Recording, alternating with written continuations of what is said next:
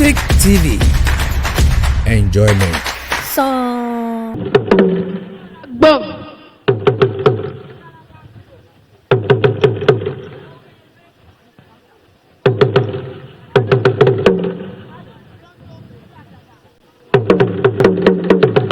John. Ama. Germany. 24-hour.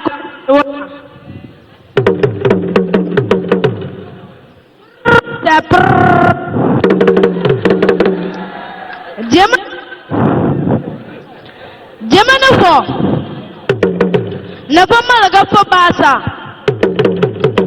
ne full cake capto. Your Excellency, Koso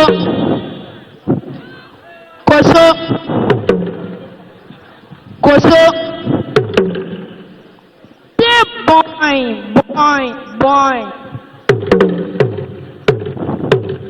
Bonanso Mbatuge Bon au finish pour bore Malaga Fo ba go aso onupo Umbo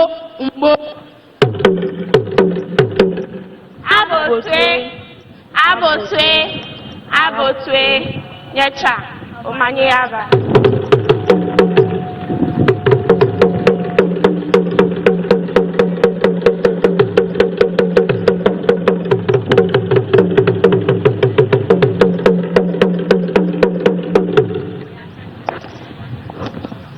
Your Excellency, the President of the Republic of Ghana, John Dramani Mahama, the great son of Gonja land, people of Ghana salute you. You are welcome back to the big throne of Ghana. Your Excellency, you will be called Ababil by the Akans, just because you left and have been brought back by the good people of Ghana as a result of your good deeds. We wish you a comfortable stay. Mr. President, the people of Ghana and the entire world can clearly see that you have not come to sleep, nor have you come to enjoy yourself as some people thought before your coming. Your priorities, actions, and activities within the 60 days stay in the presidency tell that you have come to redeem Ghana. You have come to rebuild a new Ghana, where all Ghanaians will feel comfortable.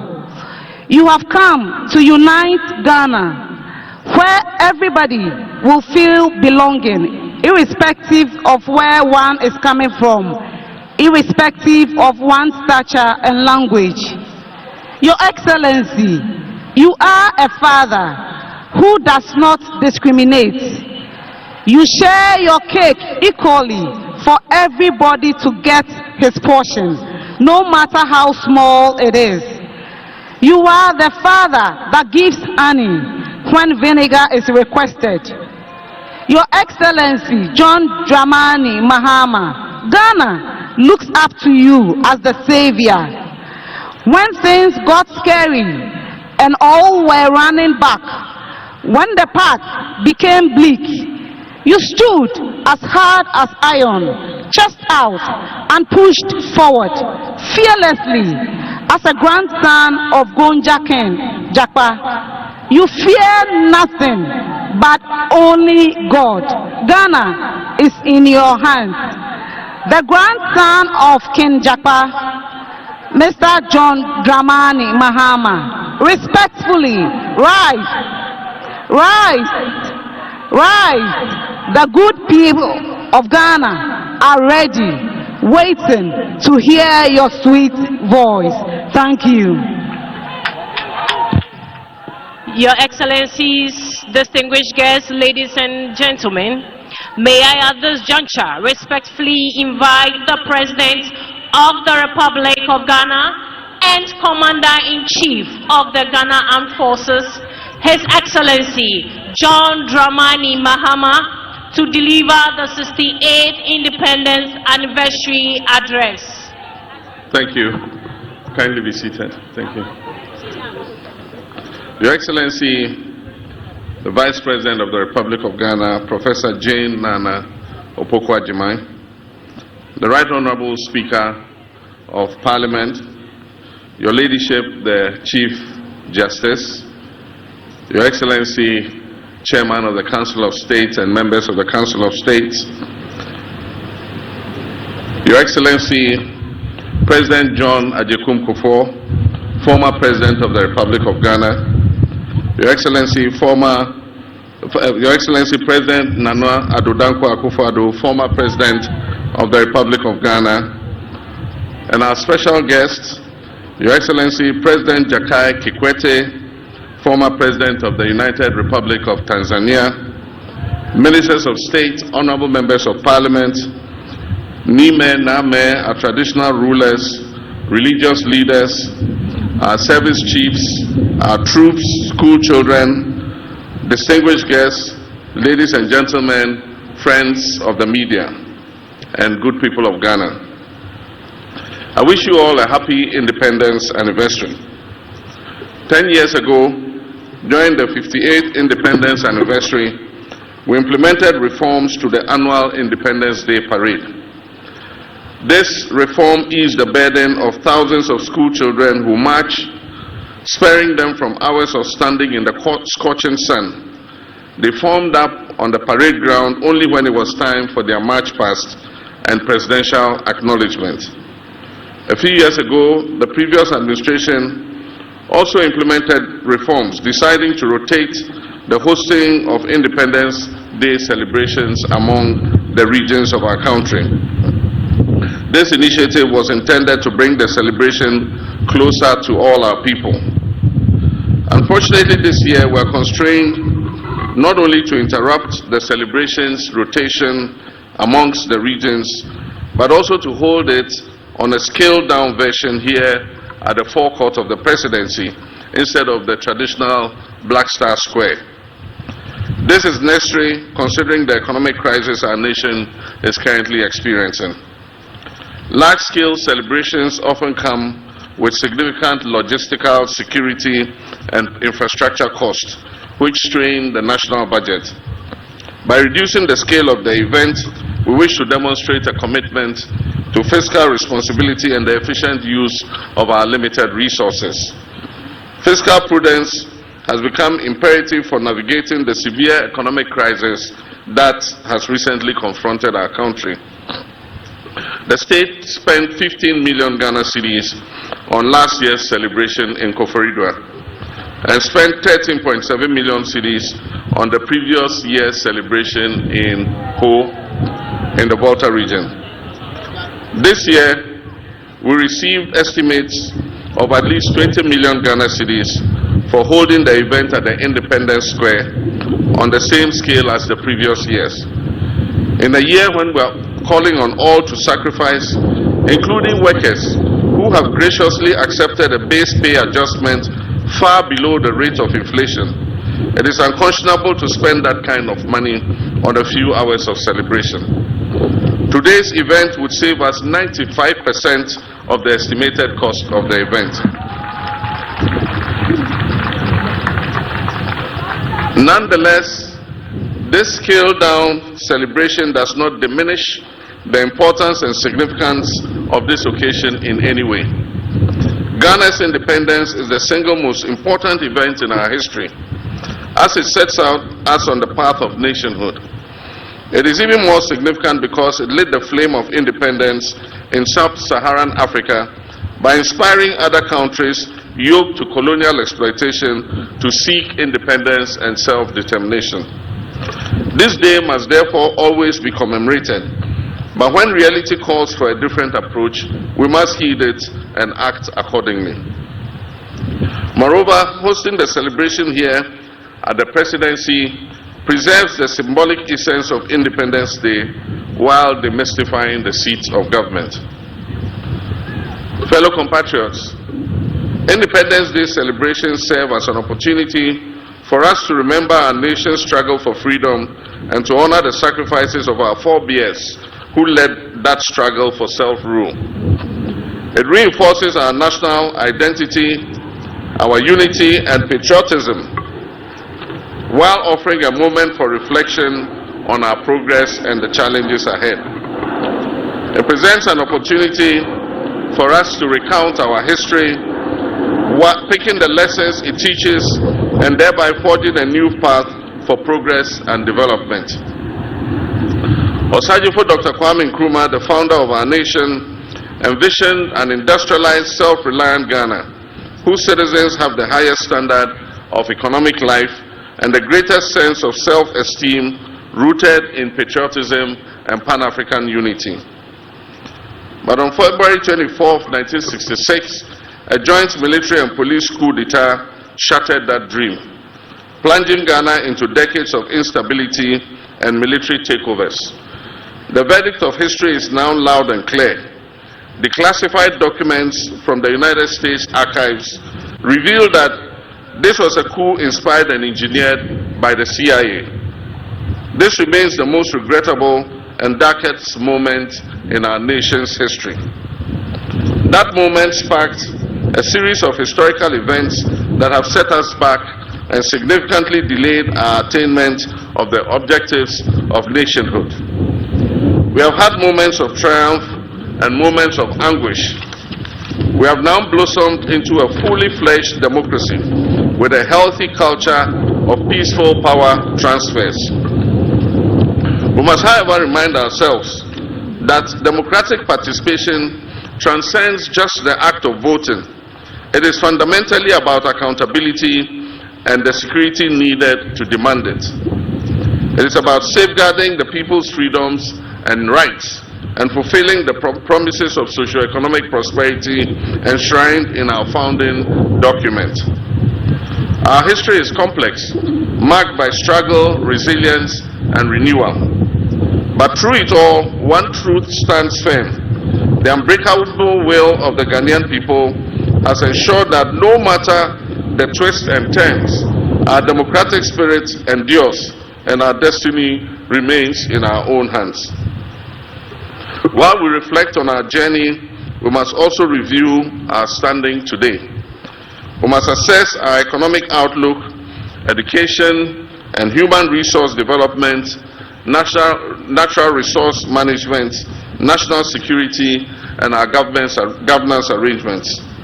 It is essential for us to conduct a thorough review of our healthcare system, agriculture and food security, infrastructure and urban development, and the role of science, technology, and innovation. In this era of green transition, we must recognize our unique circumstance, that is a nation rich in natural resources, yet vulnerable to climate change, and we must chart a path that balances sustainability with economic growth. 18 years ago, as we marked our Golden Jubilee, 50 years of independence, we celebrated offshore gas and oil and gas discovery.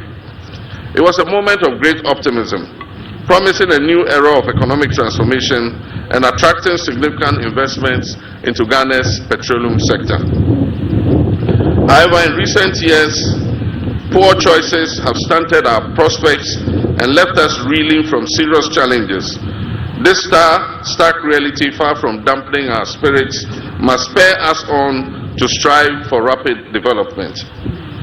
For if our forebears, armed with far less, did not permit their backs to be broken by a repressive and exploitative colonial administration representing an imperial power, how can we, their progenies, armed with far more, despair in the face of these challenges? Rather than perpetually decrying our failures, every anniversary of our independence must present an opportunity for us to account for the legacy we are building for our next generation. We of this generation are merely custodians of this country and resources. They are entrusted to us to manage them wisely today for the generation of tomorrow.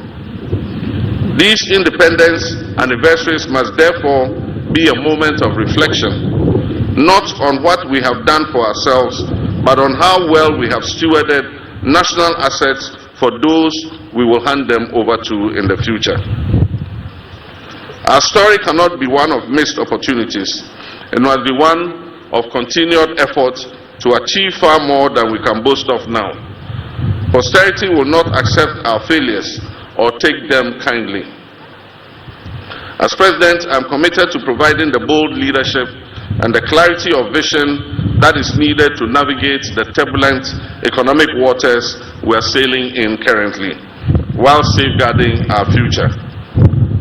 Discussions about our independence often highlight our reliance on imports, on donor aid, and IMF bailouts as signs of continued dependence. This reminder is repeated so often that while undeniably real, it risks becoming a cliché. Yet the entire efficacy of this reminder lies not in just repeating it, but in our willingness to take decisive action. Actions that will break the chain of dependency, not just the empty rhetoric of an Africa that is beyond aid. Proclaiming self-reliance while marching straight back to the donors, into the hands of the donor agencies, begging bowl in hand, is really meaningless. To break this cycle of dependence and reset our economy, my administration is formulating policies based on fiscal discipline and living within our means. We are striving to expand our economy to yield prosperity for all. And to do this, we must look within and make sure that we are raising revenue domestically. This administration is working to implement the 24-hour economy program to ensure that our economy never goes to sleep. This will allow us to create the necessary job expansion, boost productivity, increase our exports capacity and trade footprint, and also reduce our dependence on foreign aid. The US $10 billion Big Push initiative will also modernize our infrastructure. It will create jobs. It will stimulate local industry, ensuring that our development is driven from within rather than funded from outside. Agriculture remains our biggest opportunity to reduce import dependence. With over $2 billion spent annually on food imports, the Agriculture for Economic Transformation agenda is structured to strengthen local agribusiness and ensure food security. The Feed Ghana program will drive mass food production and stabilize food prices. At the same time, the Poultry Farm to Table initiative, otherwise referred to as Nkukong Kitinkiti program, will boost domestic poultry production and processing to directly address our 95% reliance on imported poultry products. The success of these policies depend on active citizen participation, particularly from our young people. The AgriNext program will equip 30,000 young people with land, training, and agribusiness opportunities. Farmer service centers in every district will provide access to mechanization services, quality seeds and fertilizer to boost local food production. My brothers and sisters, this is a defining moment, but policies alone, no matter how well couched and no matter how well intentioned, will not change our reality. Action will change that reality. As President, I'm taking the necessary action to create growth opportunities and enhance our economic independence. Young Ghanaians must step up to the plate, seize these opportunities, and contribute to building a self-sufficient nation. Ghana's economic future is in your hands. Fellow Ghanaians, the 1992 Constitution has provided a stable framework for governance and delivered the most extended period of constitutional democracy in our nation's history. However, like any enduring legal and political framework, it has flaws and loopholes. Recognizing the need for refinement, the late President John Evans Atta Mills initiated a constitutional review process in 2010, leading to the establishment of the Constitutional Review Commission. The previous administration of Nana Addo Kufour also undertook some constitutional review. Considering evolving national and global dynamics, I have constituted a new review committee to undertake a comprehensive and inclusive reassessment of our Constitution. This endeavor is essential as the strength of our democracy, the integrity of our constitutional order, and the rule of law requires continuous renewal. We must not allow weaknesses in our governance framework to fester until they threaten national stability. Instead, we must take proactive steps to reinforce the very foundation of our democracy. I therefore urge all Ghanaians to participate in this process by submitting their recommendations and memoranda to the committee. This is an opportunity to ensure that our constitutional framework truly reflects the collective aspirations of the Ghanaian people and serves as a robust instrument for national progress. My brothers and sisters, Dr. Kwame Nkrumah understood the essence of unity, not only in Ghana but on the entire African continent, when he said, and I quote, "The forces that unite us are inherently and far greater than the divisions imposed upon us." In the spirit of unity and brotherhood that this independence represents, I wish to speak directly to you, my brothers and sisters, in Boko and everywhere in our land where conflict is raging. I do not speak as president, but as your son and brother, in whose hands you have entrusted a solemn duty. The people of Boko and other areas, it is time for lasting peace to prevail.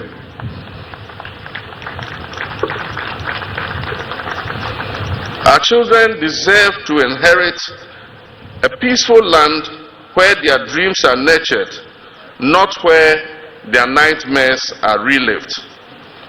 They deserve to inherit a land where our markets are bustling with trade, not tension and conflict. They deserve to inherit schools that echo with learning and not melancholy.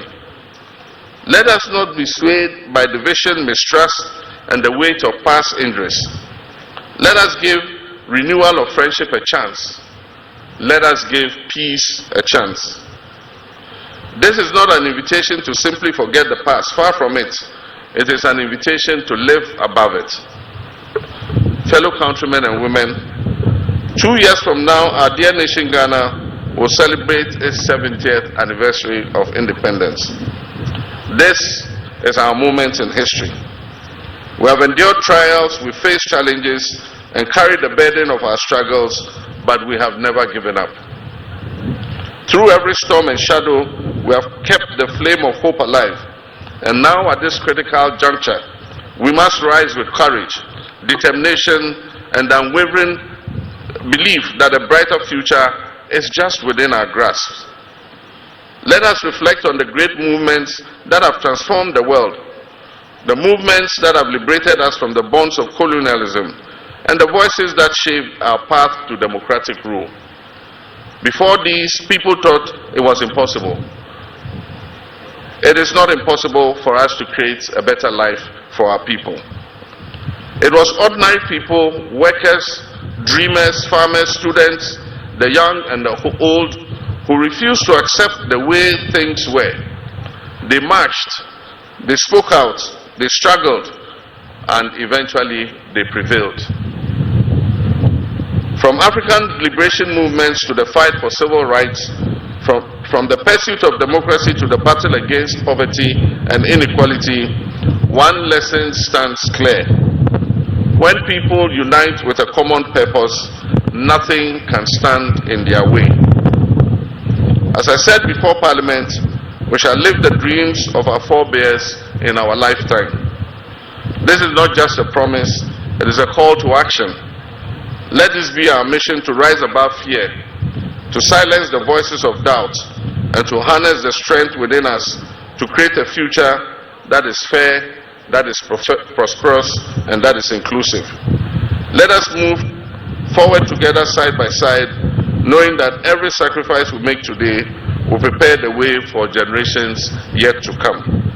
I thank you very much, my fellow countrymen and women, and I wish you all a happy Independence Day. Your Excellencies, distinguished guests, ladies and gentlemen, that was the 68th Independence Anniversary Address by the President and Commander-in-Chief of the Ghana Armed Forces. Shall we please give him a round of applause?